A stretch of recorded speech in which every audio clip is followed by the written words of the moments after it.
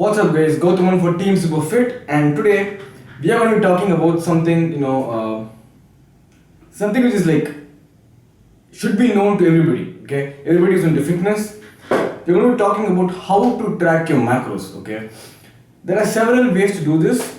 Obviously the best and the most easiest way is to put it on an app, okay? It's called MyFitnessPal. You can track it on your phone, on your smartphone, or you can track it on, your computer, okay? So you just go to the website, add in what you eaten, it will give you a final calorie goal. That is the simplest and the best way to do it, the most accurate way.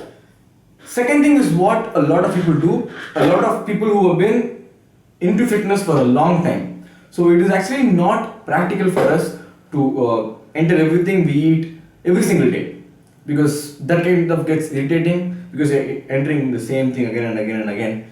This does not make a point. So a lot of people who've been into fitness for some time, they track macros differently.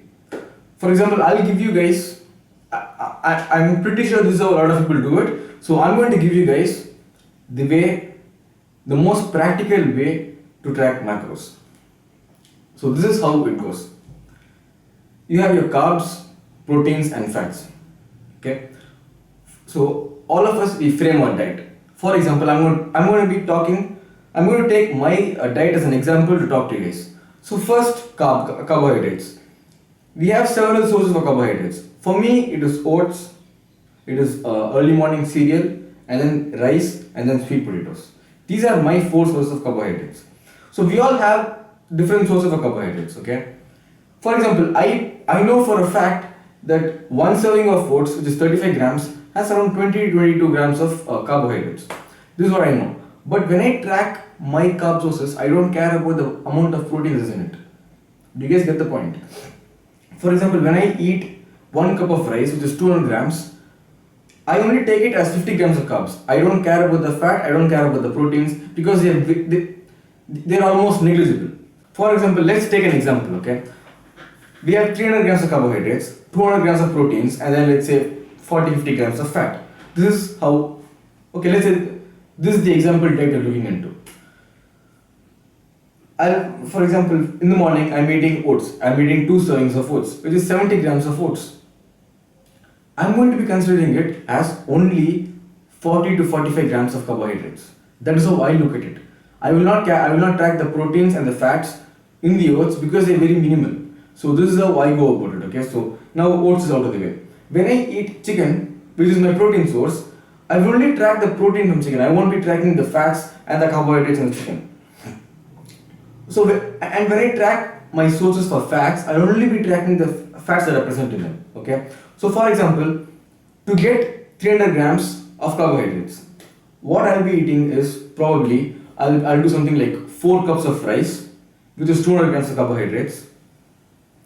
4 cups of rice is equal to 800 grams of rice, which is 200 grams of carbohydrates. And then I'll do something like 2 servings of oats, which is 50 grams of carbs.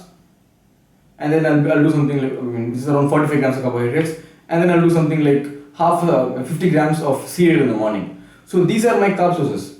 Now, this will give me 300 grams of carbohydrates, but it will also give me some amount of protein and fats, which I'll be neglecting. I won't be tracking those. Now, let's take 200 grams of proteins. For 200 grams of proteins, I'll be eating egg whites, I'll be eating chicken, and I'll be eating whey protein. But from all these sources, I'll only be tracking proteins. I won't be tracking the carbohydrates and fats. And for my fat sources, I'll only be tracking fats. I won't be tracking the carbohydrates and proteins in the fat content. So this is how we go about. Since the diet is the same every single day, if you continue this way of tracking, you will actually be able to you won't go you won't go out of your calorie goals. So this is a very simple way of tracking, which can be done anywhere. So you don't need an app for this. Provided your diet is the same every single day and your diet is very clean. If you are eating outside every single day and if you are eating new things like if you're doing IFIM, this can't be possible, because if you eat Maggi noodles today and if you're eating some other pasta tomorrow, the macros are going to be different. So in that case, you need a fitness app that you need to put everything inside and then track. But if your diet is the same every single day and you're eating very clean, this is a very easy and a very practical way of tracking macros, and this is how a lot of people do it. So hope this video helped you out and made your macro tracking a bit easier. So thanks a lot for watching. Like, comment and subscribe. Also check out my other videos. Check out my Facebook page. Check me out on Instagram. All links are in description. And I'll see you guys on the next one.